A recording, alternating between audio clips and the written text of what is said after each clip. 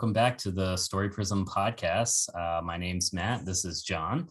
For those who are new, we're the creators of Story Prism, which are AI writing tools that help simulate collaboration with a co-writer.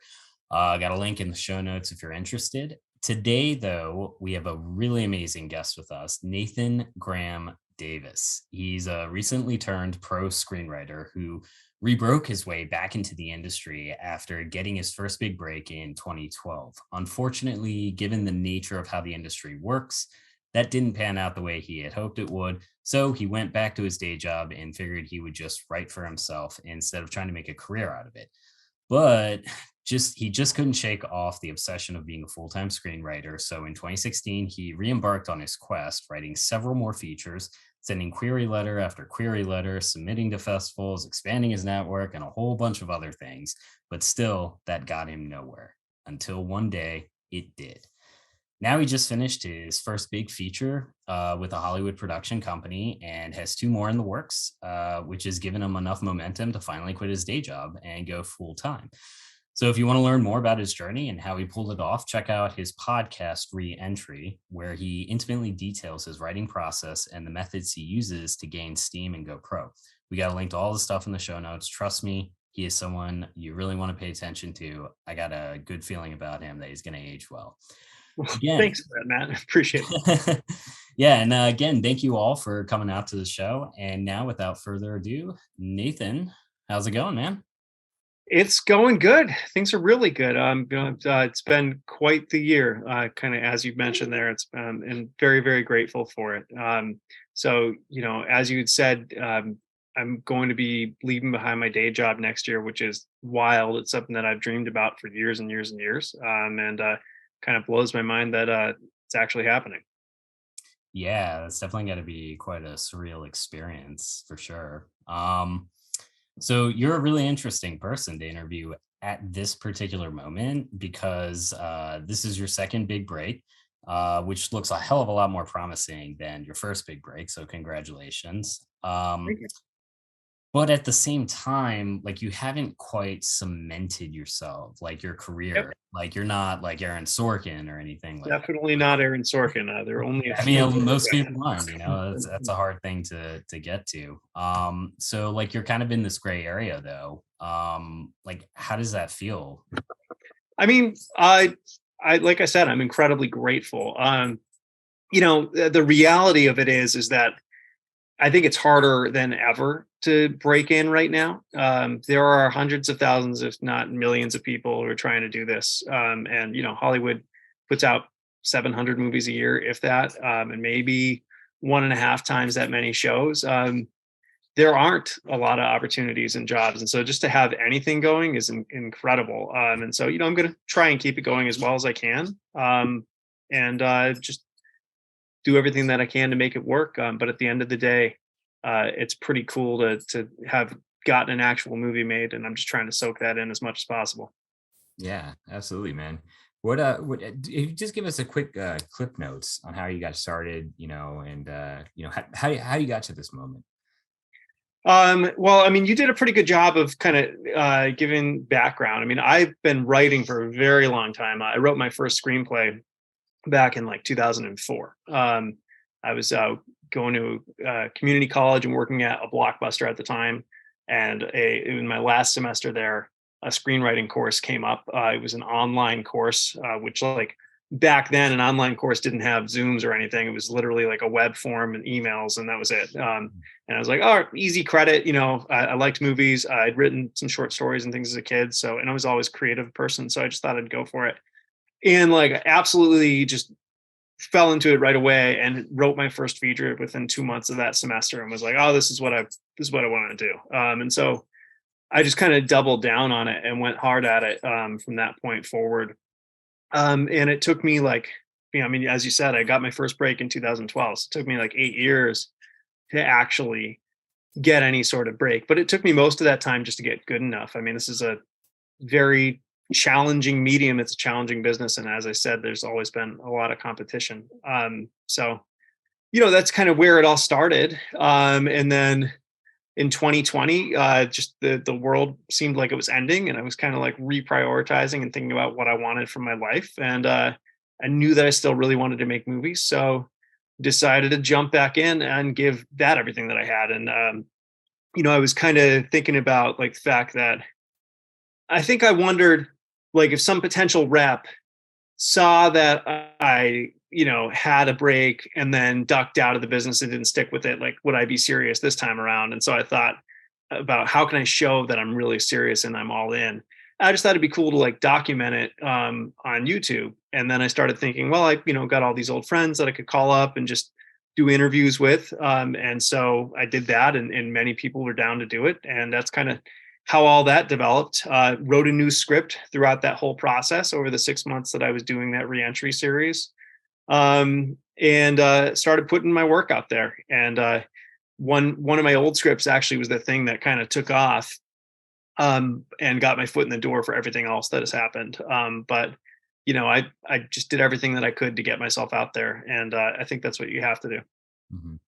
Yeah, so what do you think's changed? I mean, obviously, the industry is constantly changing. The ways to get in some You ways. guys are changing the industry, I think. We'll see. Wow. Yeah. Well, but people talk about, well, like the 80s were so different than the 90s, and 90s were so different than 2000s, 2010s and whatnot. And you're, since you've been writing, you've seen a lot of changes, but obviously the way to break in has changed, right? Or has it remained the same? I guess. Yeah, I mean, things have definitely changed. So like right now, there are services like the Blacklist out there, which I think if something like that came out when I was first trying to break in fact, I think I remember the Blacklist service came around just as I was getting out of it, and everybody kind of was like, ugh. Even though the Blacklist itself, the annual Blacklist, was a huge, huge deal back then, I think even bigger than it is now. The idea of like that service, like people were like, that sounds lame. Nobody's ever going to use that. And it's now super legitimate. I mean, it's one of many ways to break in, and certainly not everybody in Hollywood takes it seriously, but enough people do that it's a useful avenue. And I think query letters still work, but not as often as they used to, because there are more people sending them. I think there are more people writing, and you've also got things. It's just easier to get people's email addresses and stuff. So queries and email queries are so much easier to send than snail mail queries, which I've been doing this so long that the first queries I sent were snail mail. So, it has changed a lot. And I think it is harder just because there's so much noise out there. So you have to find ways to differentiate yourself, whatever it is that you're doing. Yeah. And would you say like social media has played a big role? Because I know in a few videos you mentioned reaching out to people via Twitter and stuff. Is that still a good avenue, or is that, I mean, obviously with the I don't know. Yeah, I mean, maybe. I thought Twitter was really going to die in the last month or so. right. It seems like maybe it's stabilizing. So I don't know. I mean, I think the jury is still out on that with Twitter. I do think social media will continue to be powerful. If Twitter isn't where it is, something else will take that place. But I mean, social media is super powerful, and it in a way it's an equalizer. It gives people an opportunity to get themselves out there that probably wouldn't have had that opportunity otherwise. Well, it seems like social media works best when you have a really good product, right? Like that sort of the stickiness Sure. of what you're trying to sell does a really good job with that. So with that said, like, I guess, what was that process like, just learning how to write? I mean, was it something that you just sort of dabbled in? Learning how to write screenplays, or Yeah, learning how to write screenplays. I mean, as I said, like when I first wrote that first screenplay, like I knew this is what I wanted to do. And so I went really hard at it. And like the first 2.5 years, I think I spun my wheels too much on the same screenplay, just like rewriting and rewriting that, instead of moving on and like trying a new idea and learning new elements of the craft as a result of trying something new. But I mean, I wrote at least a feature every single year, while working full time that entire time and even going to school for part of it. I read everything that I could get my hands on, and I found ways to connect with people mostly online. But I just did everything that I could to get better at it. And one big thing was early on, some of those writers that I connected with, and some of them were quite good.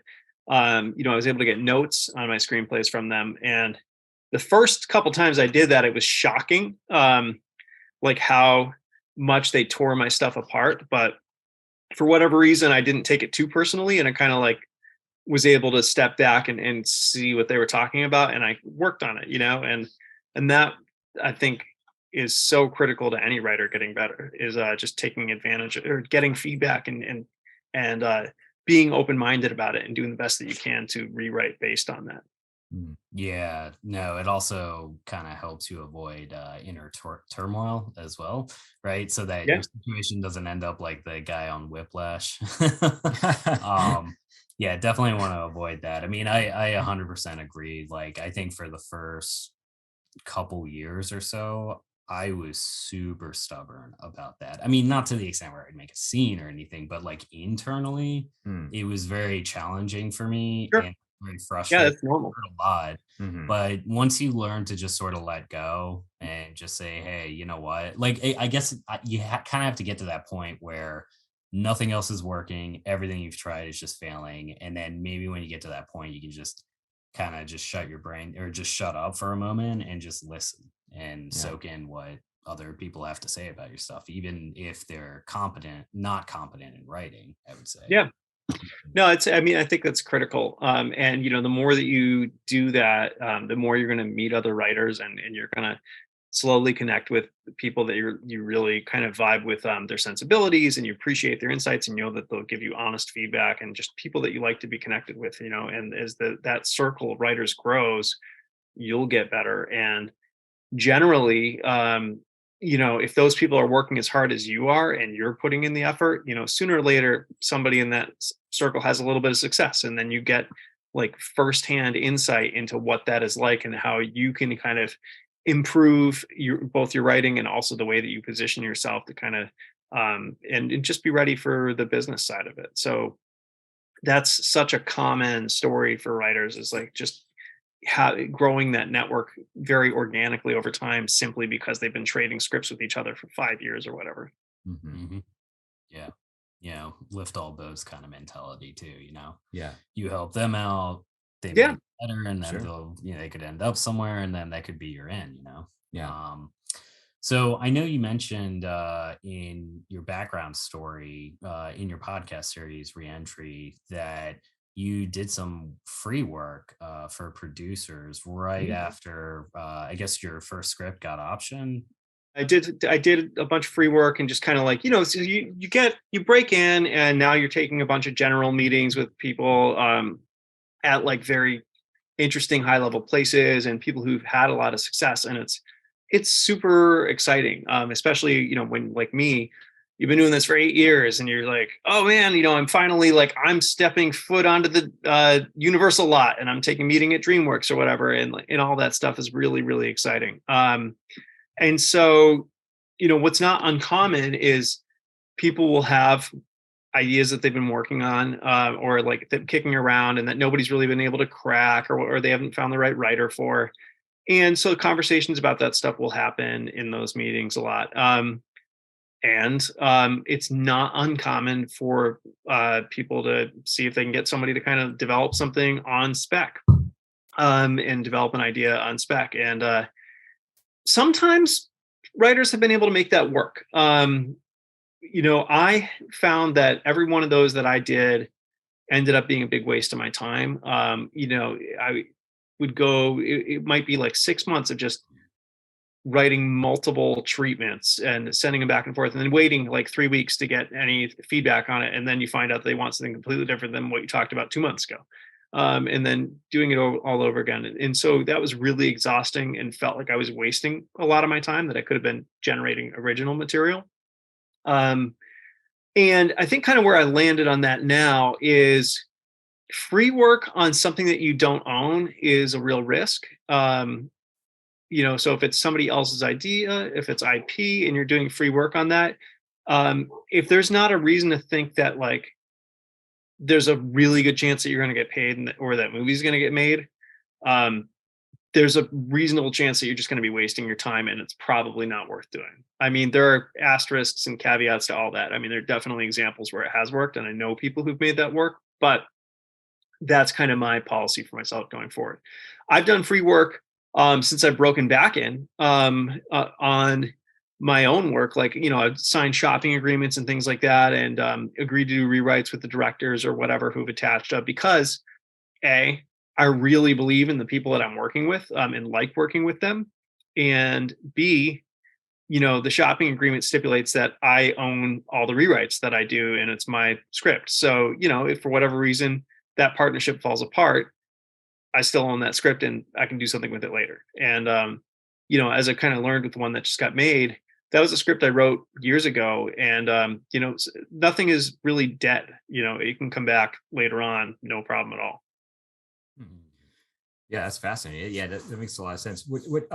You mentioned something like when you're answering about doing rewrites with directors, and it kind of triggered a question for me. So what is it as a writer, like what's the process of like working with directors? And in your experience, how are directors Sure. different from writers? Yeah, I mean, they're all different. So, I've worked with uh, one pair of brothers and another director on,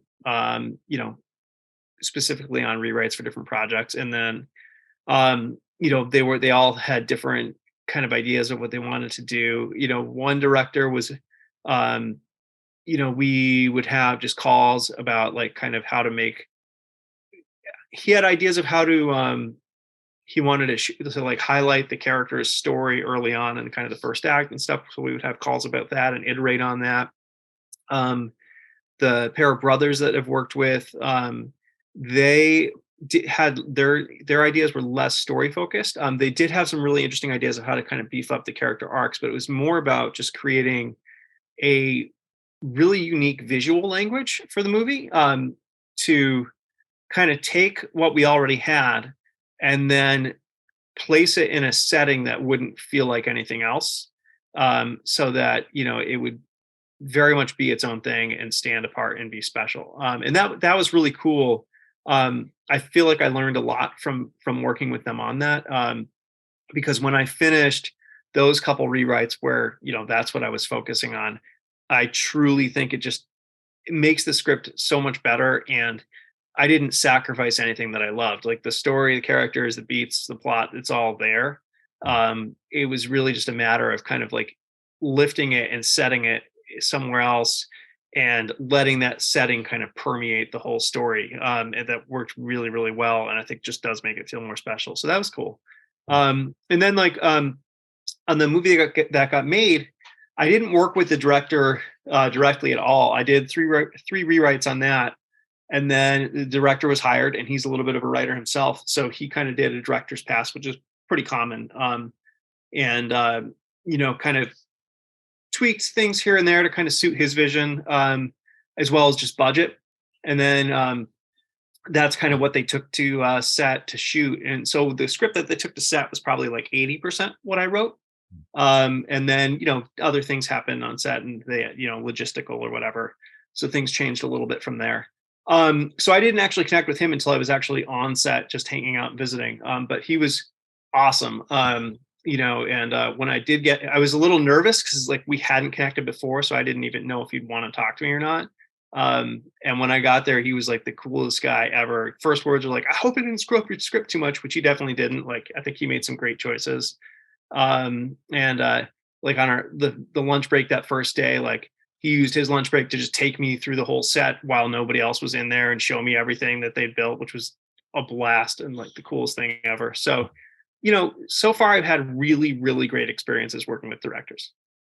Oh, nice. Yeah. So, do you often go to set like as a writer, or is I that? mean, this is my first movie, outside of like a couple really small indie type things that I've been involved on or just helped out on.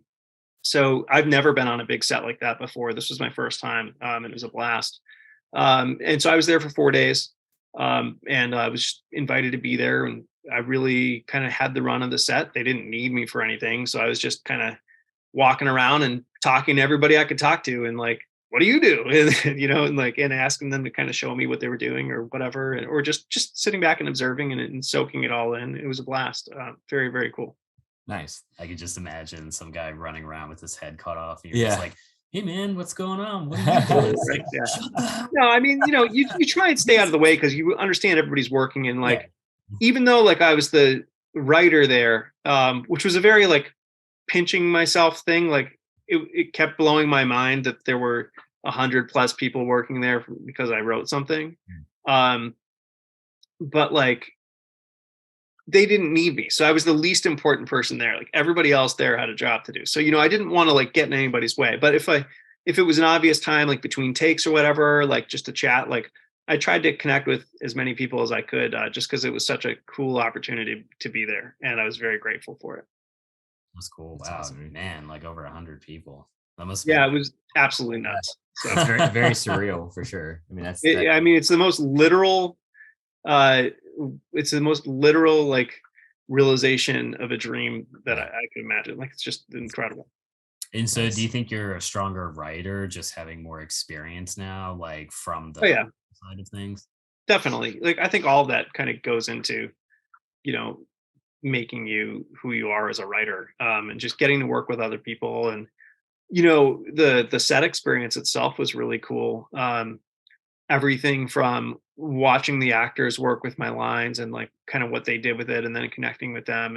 And one of the actors and I have become really good friends since, and just kind of talking to him about how he thought about the character in ways that were deeper than I ever did, even though I was the writer. And it's kind of like embarrassing. You're like, shit, I never thought of that. Like, but it's really cool. And it makes you think as a writer. So I've really enjoyed that type of thing.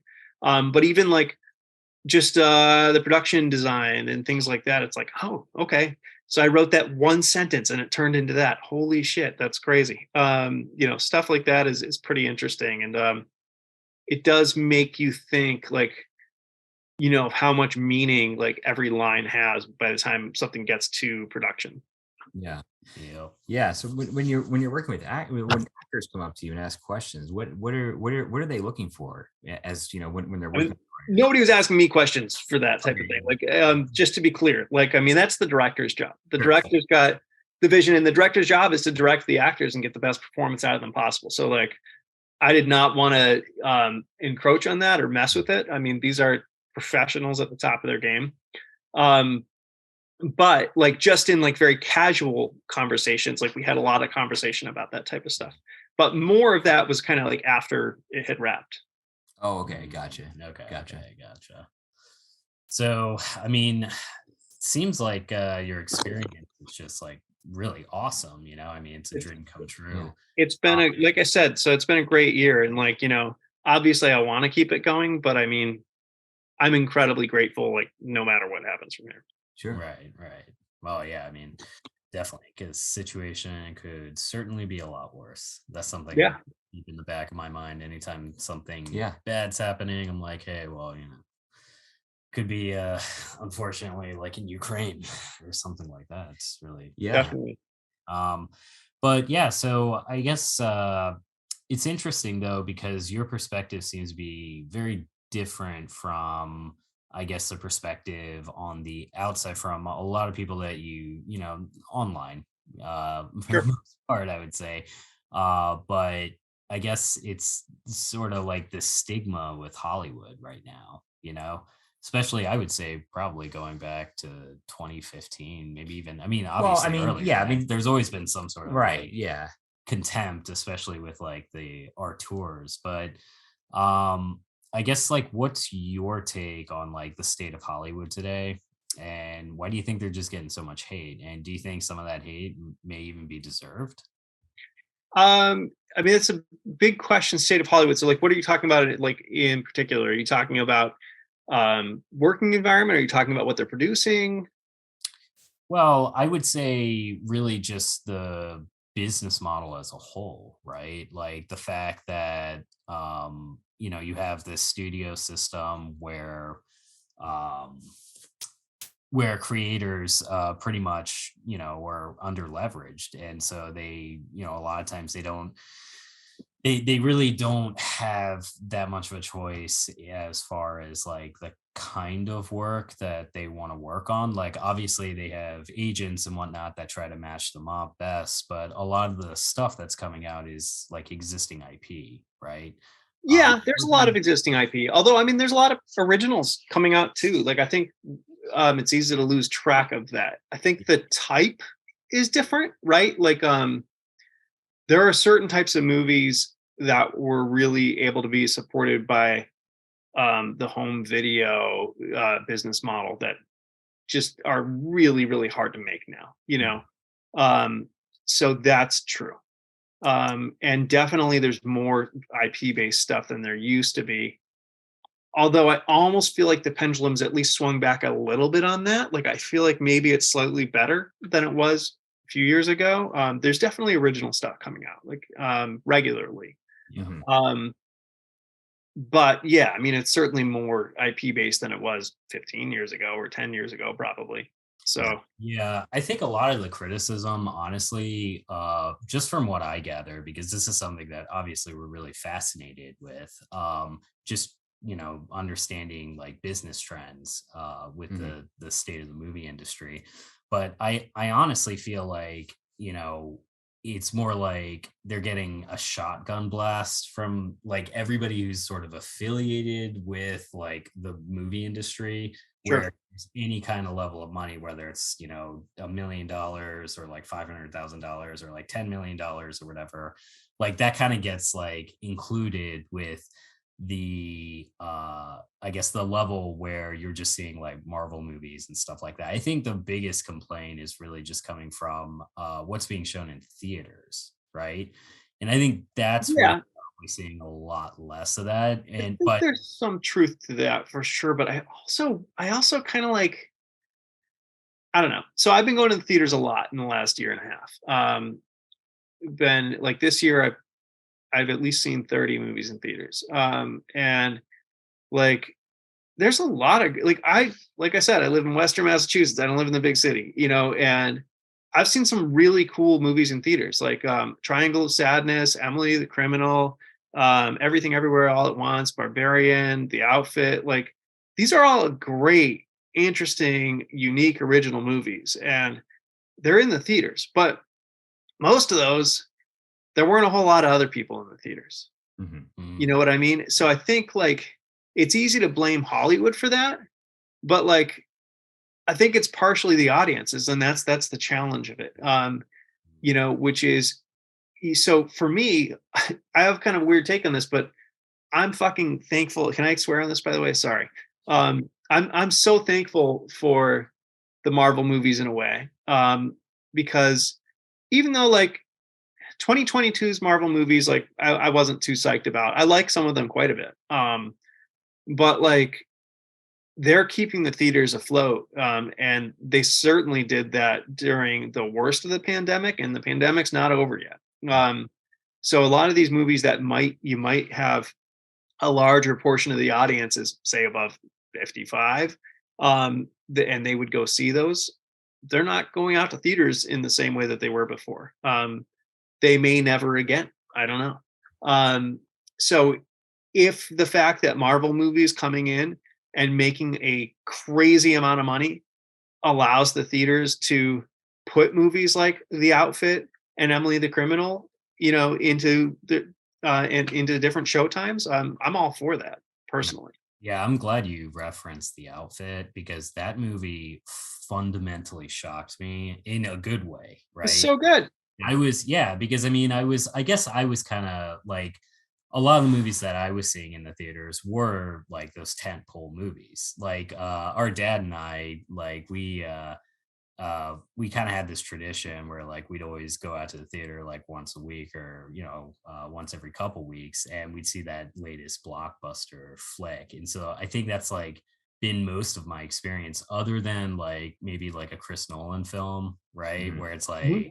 especially with Oppenheimer coming out, like Yeah. I'm totally going to the theaters to see that one. Yeah. Right, and I'll show up for that all day long. And I went to the Marvel movies too. I saw Jurassic World with my kids. So like I'm going to those things too. But like there are really cool original movies that are showing up in theaters. I Yeah. think just people aren't seeing them in droves, and so that does kind of dictate what's winding up on streaming and what's not. And unfortunately, the weird thing about streaming is the way that their business model works.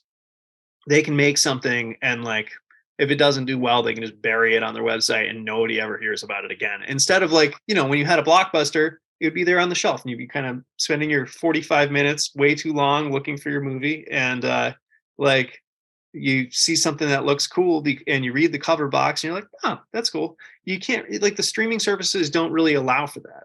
And that's sad to me for sure. What's your experience like when you're selling a movie? Or I guess I'm not sure if you have any experience with working with streaming industries in terms of like what they buy and what the process is like with them. Do you have any experience with that?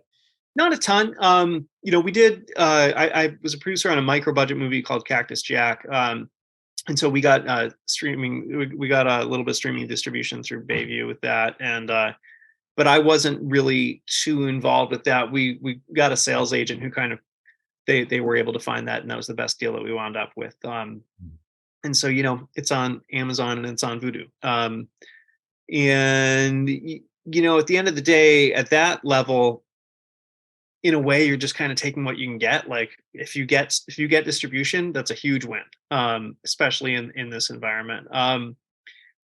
With this movie that's coming out, the production company is a fairly big production company, and so they have their own money, and so they make the movie, and then once it's wrapped, or not wrapped, but once it's like done post and everything's been delivered, then they sell it to a distributor and the highest bidder type thing.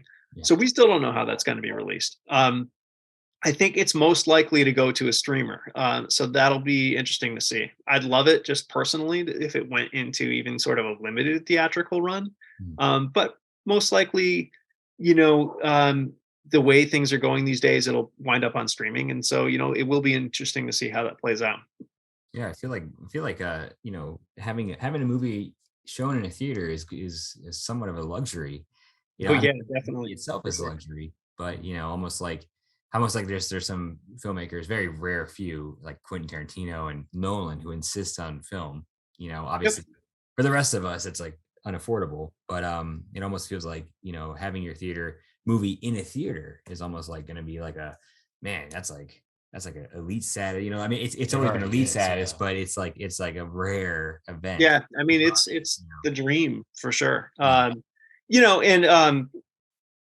There's an actor who lives pretty close to me in this movie, so like I'm sure we'll get some local theater to show it, at least just because like we're local, and that's not a common thing in this area, so we'll hook that up. But like, will it actually be in theaters? I think it's unlikely, even though this is the type of movie where 10 years ago it 100% would have been. So it is kind of interesting. Yeah, and it is a different experience. Matt and I make movies, little shorts together, and we screen them locally, and it's just such a different experience when you see it on the big screen, when you're with people, and you get that audience reaction, and it's just it's a totally different experience than watching it on a computer or a laptop or something like that. And I don't mean to sound like a purist. No, it's true. It's 100% different. I mean, like, first of all, when I'm in a theater, there's like this social contract that you don't touch your phone, right? Right. But like if I'm watching something at home, like the temptation to like just check Twitter or whatever, like, and like that's just not a good movie watching experience right off the bat. There's just distractions. So that right there is different. But certainly there's also just I think there's so much to be said for the communal element of seeing a movie with a bunch of other people. When it works, I think those are the best movie watching experiences, because like it just heightens the emotions of that movie when there are multiple people around you feeling the same thing, and whether they're freaked out or they're laughing or whatever. Mm-hmm. Yeah, well, that's probably why theaters are still around, and they're still I don't think they're going away. It's just probably going to continue to change. Yeah exactly. But one thing that has changed for sure is I agree with you. There are too many movies out there, and subsequently there are many great movies and also poor movies. But I mean, I think we're kind of like inundated with media content in general today, especially with like AI quickly coming into the fold, right? Mm-hmm. So we have text to image already, but we're also kind of seeing the beginning stages of like text to video. So it's a silly thing to some people. it's a frightening thing to others. But I guess what's your take on it? Yeah, so AI is really interesting. I mean, it's a super hot topic among writers right now. I'm in this like chat with a bunch of other screenwriters kind of at my level. And there's a lot of emotion around it, right? Like, because like if you spent like, so for me, I wrote my first script half my life ago. Um, so if you kind of put that effort into developing and honing a craft and with that much passion and that much effort for that long, it's really terrifying to think about like those skills being worthless, or like not necessary, or somebody who is not a writer and doesn't care about it the same way you do at all could come in and create something passable, at least with a few keywords. That's really scary, I think, to a lot of writers, and there's a lot of emotion that comes along with that. And so you know um for that reason, I'm trying to keep an open mind, and be less emotional about it and think like, what are the other possible implications and what's the reality of the situation? And I'm very curious about it. And I have some thoughts, but I'm also not an expert. So I'm actually really curious to talk to you guys about it. Certainly, having just finally gotten something made for the first time, I don't want this to die on me. You know what I mean? Like I want to be able to continue to write things that are relevant and useful, and I want people to hire me to do that. I'm very hopeful that AI won't prevent that from being possible, which I don't think it will anytime soon. But I'm really curious to hear what you guys think about that. Like, what are the implications, I guess, if from your perspectives, as far as hiring highly skilled writers and buying scripts off highly skilled writers?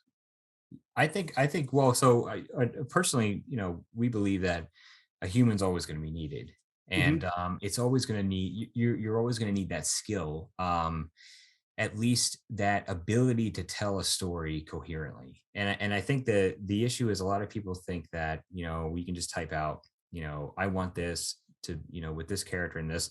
That certainly probably will exist eventually, but um it's you're going to get generic scripts, and they're not going to, Right. the thing that's that human element, I don't think that will ever be replaced. And the thing that makes a story move us, the thing that makes us want to go see something, and that really brings us to that next level, that can only happen, I believe, through the human working on it. And so I don't believe that that's ever going to go away. I do see the potential, the very real potential, for companies like Netflix and Disney and whatnot to use AI to make things faster. So that is a very real possibility, and there will be some disruption in that space. Yep. But I think there's always going to be a demand for human created things, and I think that's going to be, especially when the market is saturated with artificial stuff, you're going to have more of a demand. The thing is, the human created thing is probably going to be more valuable and more That's desirable. been my instinct as well. I'm glad to hear you say that. So that's been my instinct, just from somebody who I think tries to study the way that humans think, and whether it's doing business or just emotion or whatever, or the way that they consume entertainment.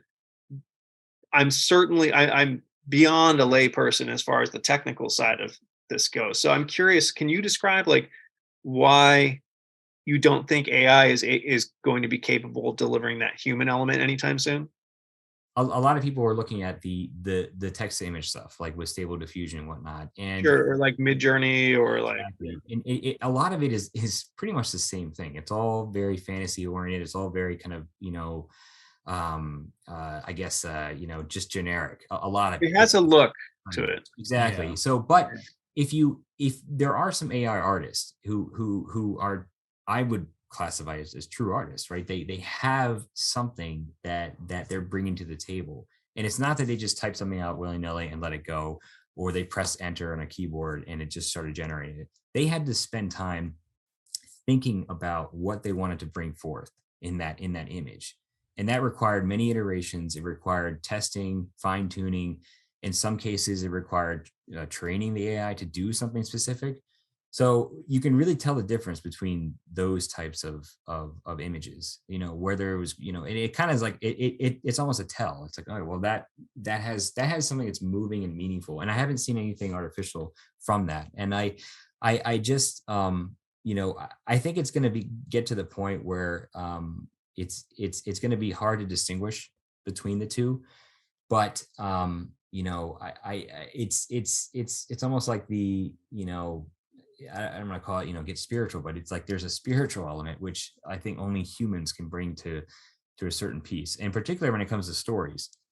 I mean, that certainly makes sense to me just from like a gut instinct level. I think about like, I was watching this Scott Frank interview a couple months ago. I don't know if you know who he is, but he's just like one of the best screenwriters of all time. And he was talking about like how a lot of the time when he gets hired for a rewrite, so these are scripts that have been written by humans, usually multiple times, and they've been through the studio system over and over. And when he gets them, often the issue he sees immediately is, in his words, nobody loved this script. So my job is to find what I love about it and put that love into it and on the page. And that to me sounds like something that would be very challenging for an AI to do. Like they might be able to do something that kind of feels like the unloved script, right? Like, Yeah. Right. But the studios still hire Scott Frank to come in, and they probably pay him 7 figures to do it. Right. Because like they need that element. You know what I mean? Yeah. So I guess my opinion is a mix of both. In fact, I don't think I've actually fully formed my opinion. Which would be really reasonable and fair. Yeah, I mean, no, seriously, because I think nobody really knows. But like, so I guess for me, in short term, right, like within 10 years or something, 15 years out, I totally see like human being in the loop 100%, right? Just as an imperative. But Okay, so everybody watching this needs to make shit happen in the next 10 years. That's what I'm saying. No, but I am skeptical as to whether or not that will be the case like long term out. And so therefore it's possible that even though humans may not need to be in the loop, the market may demand that humans remain in the loop. Right. Well, we love celebrities, right? So it's like, I was talking about this and using Neil Gaiman as an example the other day. Like Neil Gaiman has such like this like phenomenal distinct voice. Like he writes across many mediums and genres, but it still feels like Neil Gaiman. Yeah. And I feel like it's so distinct that you could feed all of his work into an AI model, and it could probably, like if it was strong enough, spit out a Neil Gaiman book eventually, right? Like, and it would be like probably enjoyable. I could see that happening. And I feel like, but I feel like the way people tend to work, like the first 1 or 2 of those would be like really fascinating, and then there'd be a glut of them because it doesn't take a lot of work to make them happen, and then people would want the actual next Neil Gaiman book. And that's kind of where I think it'll go. The trick though there is that like if AI is that good, anybody could just use it to write something and say that they wrote it, and just really it's their personality that's selling it and not necessarily their work. You know what I mean? So yeah, it's about that. And well, and also like too, if you think about it, right, at the end of the day, from the consumer side of things, they just want to see a really great movie, right? They want to see a good movie. Yeah. And they want to see something that touches them, right?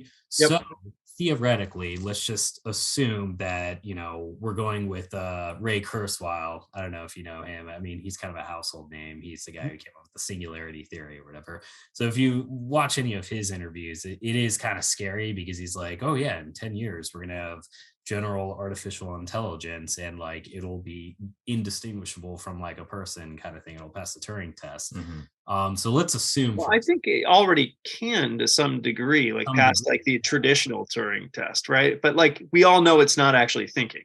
Exactly. Yeah. So, but let's assume for a second, like we do get to a point where it's like you push a button and it actually does create a great movie, right? Yeah.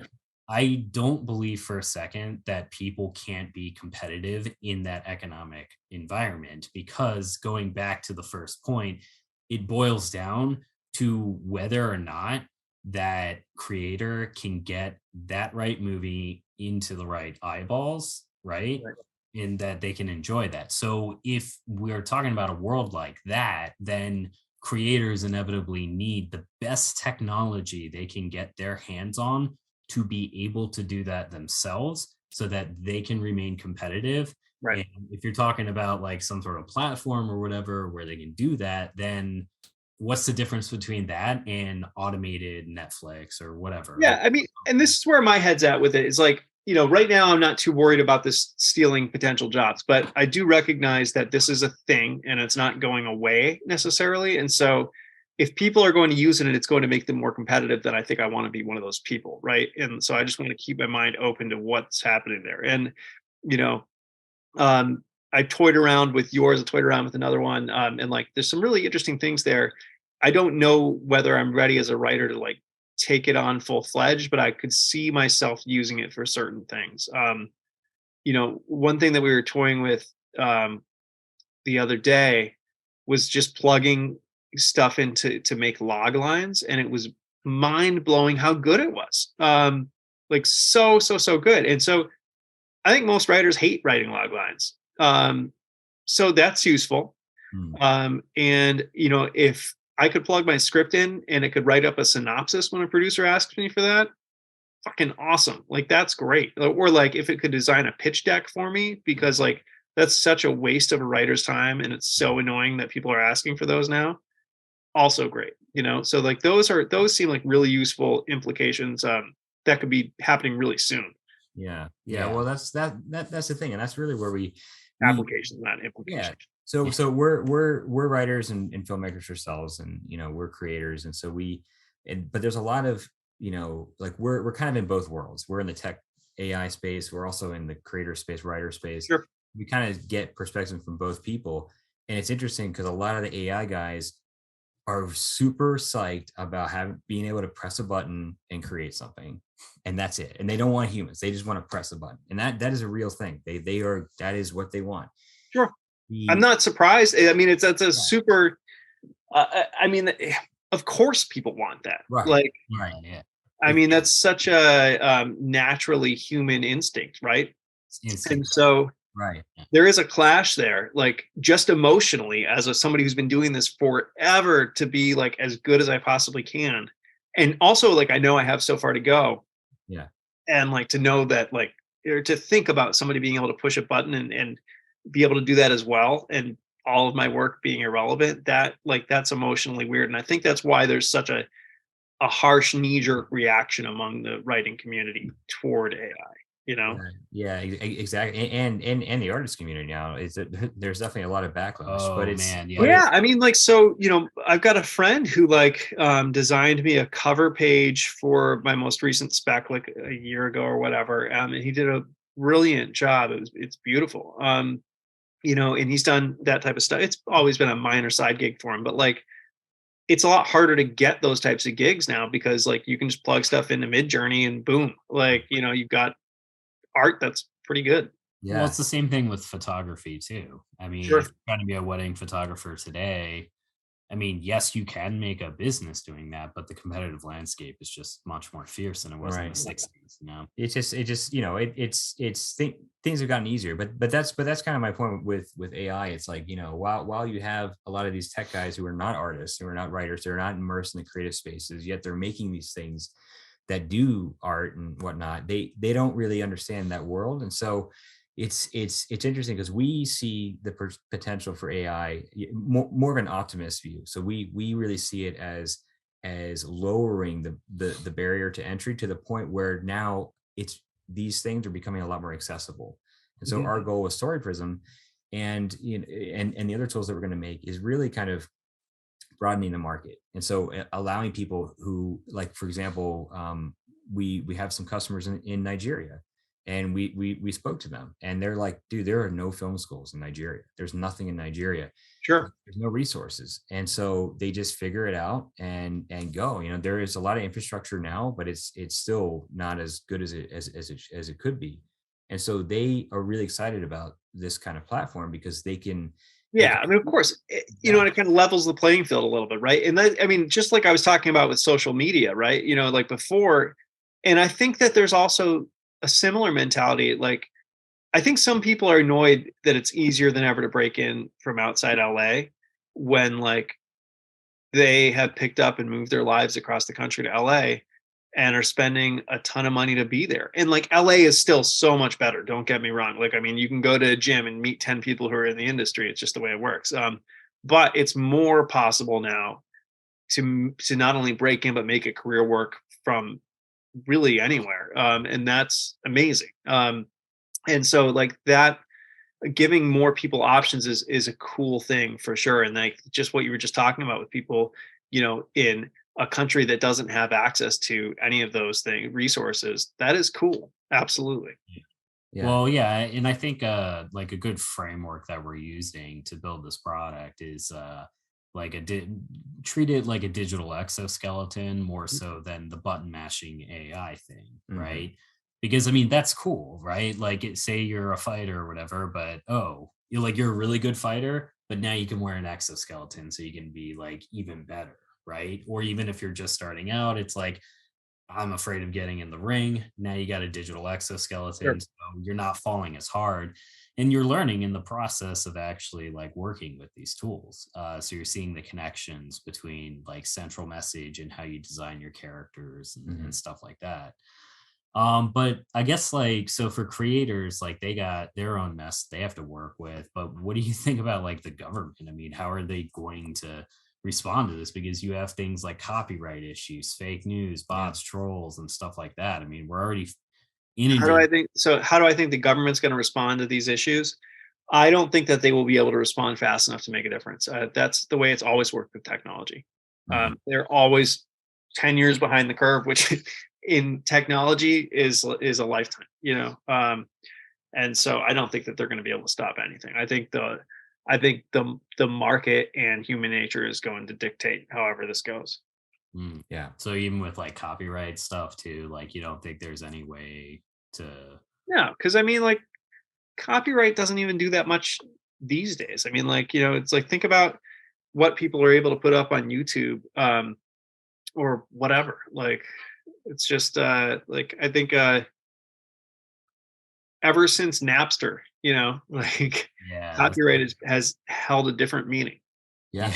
No, absolutely. Even like the, multi-million dollar, almost $1 billion films. I mean, what they just immediately go to BitTorrent or something like Sure. that. And now Or it's like, Midjourney is a great example, because they're using art from other artists for the inputs there, right? So it's like, there's so much gray area. Can you copyright an AI generated piece of art when like the input is art from other artists? And like, so there are arguments to be made on both sides because like as a writer, my ability to write is a combination of my life experience, but also the many stories that I've consumed over the years and the things that have influenced me. Right. So there's weird. I don't know.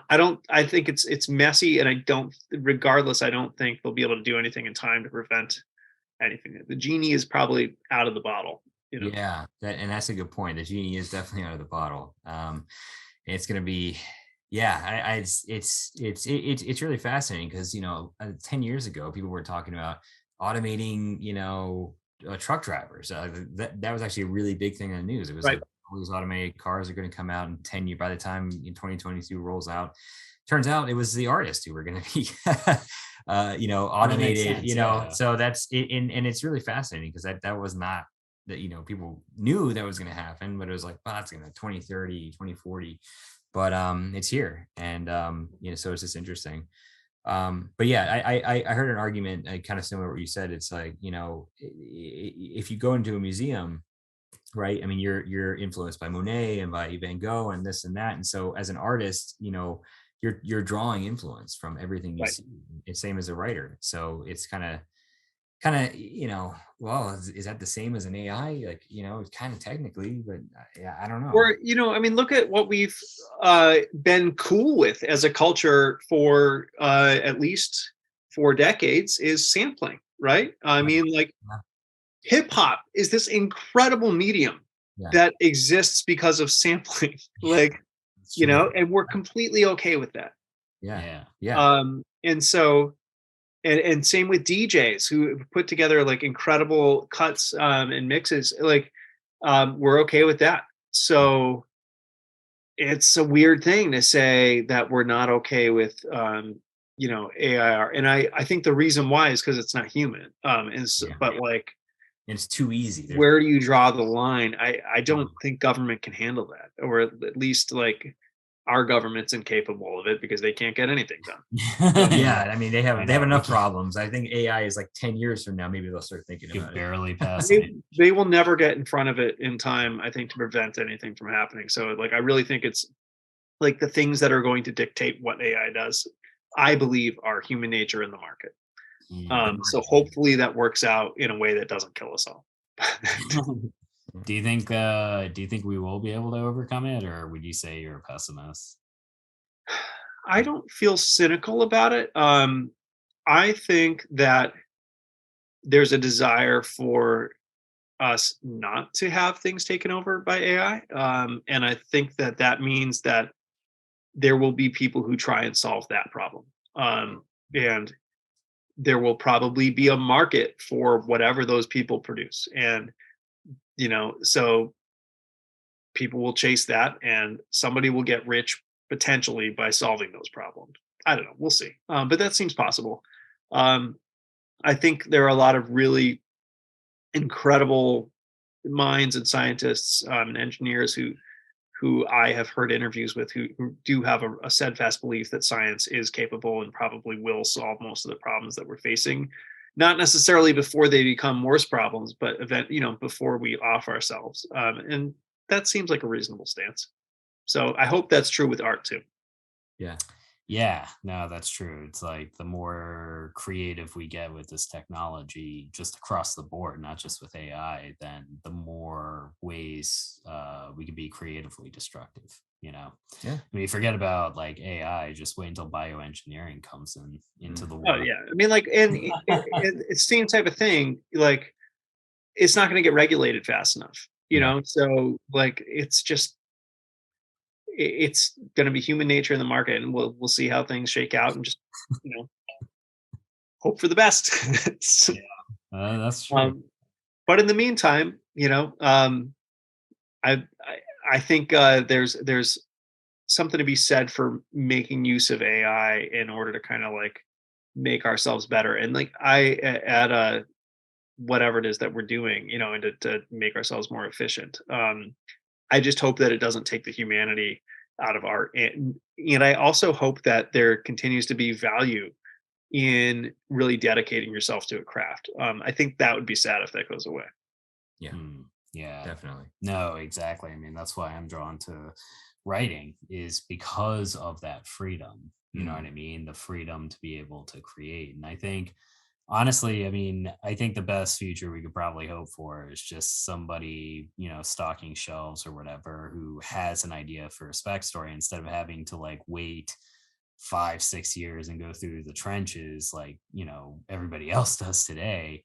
Then and like, so I think that's it, right? It's like my gut reaction is like, no, you should go through the trenches. Damn it, I did it. Like, but like that's not. I think that's not the right attitude. And like, it's also like there's so many examples of generations feeling that way about the people coming after them simply because they have it easier. Whereas like that's probably not the right attitude. It's actually very cool if somebody feels creative and can create something that at least resembles something real. That is cool. But again, I just hope that like there will continue to be value in like people who are highly skilled and have earned those skills over a long period of time. Yeah, true. So I hope they will be. So do you seem to think that there will be that, at least for the nearish future? 10, 15 years? Well, Absolutely. yes, I think so. And again, like it comes down to, what is the market demand, because they require consumers. So, obviously, if you have millions of people creating, they're naturally going to want to be able to make money so that they can consume things or whatever. So if the entire system goes awry, then inevitably we're forced to figure something out anyway. Right. And at the same time, it's technology, and it can be programmed into whatever you want it to be, right? So you can program it to do the thing for you, or you can program it to be your assistant, right? To help you with things like research, right? Or whatever. So that way, Sure, and we already do that. Like, we like the World Wide Web has like made research completely different for writers. Like we aren't traveling across the world to go to a particular library and dig up a particular book. Like we have archive.org, and so that's changed things big time. And I'm sure that will continue to be beneficial. Yeah. And I think it's, basically just, mirroring what Matt said. It's very, I think people fail to realize how computationally expensive AI is. And so what you're seeing now, with Midjourney and stuff like that, I mean, these are, multi-million-dollar companies with massive GPUs. Something like Netflix having this, or something like Facebook having this, is probably cost prohibitive, just because it's so expensive to get, like something of quality, right? Sure.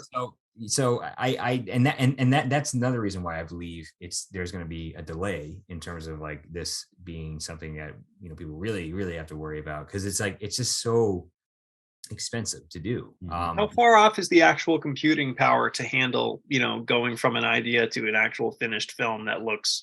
Oh man, that's like a 4K, export, or or 8K, whatever. Or just like, something with all the with images that look great, and like being able to develop that all the way from like an idea and develop, like I guess what I'm asking is, I forget the name of it, but there's like a law that like, eventually like we're not going to be able to put enough information, like it'll be impossible for computing to get any stronger, because like you can't put any more information on something that's small. Do you know what I'm talking about? It's Moore's law. Yeah, Well, that's So right. So like I'm curious, like if we'll bump up against that before AI is actually capable of creating anything that feels human or not. That's a great question. I think we're, it has to do with, the graphics cards is really the obviously the computer, the GPU, the CPU, but the graphics card limitations is really. I don't know the acronyms you're saying, but I believe them. So so essentially, how far off are we from like an idea to a finished like 4K movie ready for theaters or home video? I mean, probably I'd say maybe 10 years, I'd say, it's like something like that. Now having that seems so fast. That's crazy. But having animations though, right? So what I think is probably going to happen first, and it's already kind of happening, is you're going to see Instagram animations, right? Little Instagram videos, and they're going to be text-based, maybe some moving images. People are already doing this with like Blender and Unreal. They're taking these. My bud Clint Jones. I don't know if you're familiar with him. He's pretty big in the VFX world. He was in like Corridor Digital and stuff like that. But like he just did a video on YouTube recently, like using AI, and he was really skeptical about it. But like, it was kind of, I think, converted, and it's pretty interesting, That's awesome. I need to call him up and ask him about that, actually. I'd be really curious to see. It'd be nice to talk to him, actually, and get his thoughts on it. Maybe I can connect you guys. Yeah, absolutely. Oh, thanks, man. But but I think it's going to be short animations first, and I think it's going to be eventually get up to actual video. Now in the laboratory, people are doing things which are very interesting, but it's still like it's just computationally impossible to do a 4K video right now. It's just you just can't do it. Like, I mean, if you had like, I don't know. So quantum computing would have to take some pretty major leaps in scalability for that to work, or I mean, so yeah, they might be able to actually implement it by like with a few quantum computers, right? Not a few as in like 3. I'm talking about like thousands of them, as opposed to So, like everybody has their own personal quantum. so if people give up on crypto, they'll be able to use all those. Yeah, Right, exactly. Yeah. Well, no, that's interesting because yeah, once crypto crashed or whatever, there were all these GPUs just sort of readily available for that, and so that's what a lot of people started getting into. They were like, all right, well, That's I'm not interesting. mining Yeah. that. Yeah. Oh, so that's why we have an AI problem right now, is because crypto crashed, and so they had all these computers and like, we got to do something with them. Let's ruin art. Yeah, that's exactly it. It was like there was this lag in Yeah. the like pandemic, phase or whatever, and then the crypto craze was happening, so we were all distracted with that. And now that that's over, it's like, Yeah. let's get into AI, Right. man. Well, it's true. A lot of server farms are disbanding and they're trying to sell out their GPUs. So Yeah. that there probably is some truth to that, actually. It might be one of the reasons. Yeah, that's interesting. But I'm encouraged to hear that you don't think the world is ending tomorrow. So that's good news. Yeah, no, it's definitely it's a ways off. Yeah. 2030s will be more But interesting. I do think it's really cool. Like I said, I toyed around with Story Prism, and I was like, oh, okay, this is interesting. Like being able to like kind of plug in. Just so I took like an idea that I've had in a folder for years, and I just plugged in the log line and then a character name, and like just started playing around with like it generating some stuff, and I was like, oh, I could definitely see like how you could build a movie around this character with this log line. Like that's pretty cool. And I don't know if that's the way that I would go. Um, and that's one thing like about it is like kind of run out of tokens. So like I'd have to keep on like trying different iterations to find what I want. But like it is interesting, and what I do see as beneficial about it is I think even like after doing this as many years as I've been doing it, there's still like the whole issue of the blank page. Like you just have to kind of get started, and then like your brain can work on problems and figure things out. And that takes a lot of that away by being able to just like click, oh, okay, that's an idea. I don't really like that, but if I moved like 4 degrees to the right over here, like, oh, so I could see that being useful in that way. Yeah, Yeah. and that was certainly our goal, right? So like I said, we're writers ourselves.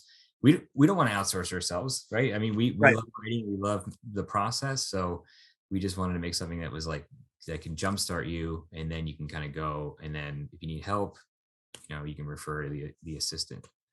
Yeah, that's really cool. Yeah. So, Yeah. and like I said, I don't think it's going away. So, bare minimum, I want to stay aware of it, but it seems at some point I'm probably going to wind up embracing it to at least some degree. Yeah. Yeah. Wow. I don't know, man. Like you said, the genie's out of the bottle. Yeah. It's here. It's here, man. So what's your just real quick as a wrap up, what's your one piece of advice to any aspiring creator out there if they want to make a career out of their passion, especially in this climate today? Yeah, man, like that's a really like it's such a hard question to answer because I feel like it's tough to find a single piece of advice that applies to everybody. Um, it's weird like trying to make a career out of your passion. It takes so much work. It can be really soul crushing at times. Um, and there's a luck element to it. Like I know that I've worked my ass off and I do, I know I've earned what has happened, but also like I'm aware that there's a luck element to how it all played out. And there are other writers out there as good or better, than I am, who have not, had luck strike in that same way. So, there's an awareness there too. It's hard. And it took me a very long time. And then I had some luck. So I think like if you want to do something as hyper competitive as making movies, again in a field where you've got hundreds of thousands or millions of people trying to do something for which there are maybe a couple thousand jobs a year, that's hard. And like you got to kind of embrace that, and that it's a long game. And so if you take that view of it and step back and kind of look at it, it's like, okay, like probably not going to break in tomorrow or even 2 years from now, but like what can I accomplish in 10 years? And then like you have your head wrapped around like a 10-year idea, then you can start actually taking like actionable steps to like do the things that you need to do so that 10 years from now, like you'll have the skill set that you need, you'll have the portfolio that you need, and you'll have the network that you need because you've been kind of working toward it with that, long game mentality. So I think like that's the biggest thing, is just embracing that. And then also, and this is more of like a more recent realization, but I think like the cliche about like it's the journey, it's so true. I got a movie made and it's amazing, but like instantly, or not instantly, but like within a week or two, some of that sheen wore off, and it was like, okay, what's the next thing, right? And it occurred to me like that's not the healthiest mindset, like to constantly be chasing the next thing, right? Like I just literally achieved my dream, but like now I'm thinking, what's next? Like how can I go bigger? And I'm worried about like things like, what if the movie doesn't come together well, or it's not received well? And I'm having thoughts like that. And it's like, I just achieved my dream, but there's negativity in there. So it's made me realize like I really need to go back to just loving what I do and being excited by writing and working with people that I like, and being grateful, for whatever works out along the way. So I think that the just embracing the journey is huge. Yeah, man. Really appreciate you coming Yeah, out. I really appreciate the invite. I mean, like I said, AI and writing have been on my mind big time. I've been having this conversation with lots and lots of people lately, and it's like all over Twitter right now and everything. So I was really interested to have the conversation with a couple of guys who are actually working on it and thinking through all those things right now. So I really appreciate the invite and everything that you shared. Yeah, Yeah, man. absolutely. Seriously. I mean, it's going to be a messy ride for everybody because it's so disruptive, but I would consider myself to be an optimist, and say that, yeah, the waters are going to be choppy, but I think we'll be able to figure it out. I think the human spirit will prevail, and we'll I figure. think that's true. And I have one thought today, so I'll put this out there now just in case it's true. Okay. But I think like the agencies are incredibly powerful in this business. They're so powerful, and all their power is in their talent, their writers, their directors, and their actors. And if we are generating AI tools that are capable of displacing all of those people, the agency's power completely goes away. Mm. Yeah. And I don't think they're going to give that up lightly. And the unions certainly won't. Yeah. So, what you may see is them all coming together to find ways to regulate it, even if the government doesn't. Right. And I think that will play. I think that will happen. I was just thinking about that today, and I think that that'll play into how everything develops. What it actually means, I don't know, but I do think that you'll see big moves from those places. Mm. Oh man. That's fascinating. Yeah. Yeah, that is fascinating. That's another topic of exploration that yeah, we should have you on again for that. Yeah. Because that's, Sounds that's good. a whole can of worms. Yeah. I didn't even think about that, but yeah, no, you're totally right, because everything's kind of interwoven, the whole business. So Absolutely. yeah, Yeah. we'll see how they respond. But anyway, so real quick though, Nathan, if people are interested in learning more about you, where should they find you? So I am on YouTube at NGD Writes. I've got my channel there. I'm doing a new series right now called Going Pro, where I'm like trying to document my attempt to turn the success that I've had so far into an actual sustainable career. So that's been fun to do again. I'm currently on Twitter. Again, I kind of ducked out and then came back, and I don't know what will happen there, but also NGD Writes. So at least right now you can find me there. All right, awesome, cool, man. Yeah, we'll provide links to all that at the bottom, so you guys definitely check him out. He's got some fantastic advice for launching your career, among other things. But yeah, thank you all for coming out, and we'll see you next time. Cool. Thanks so much, guys. Appreciate it.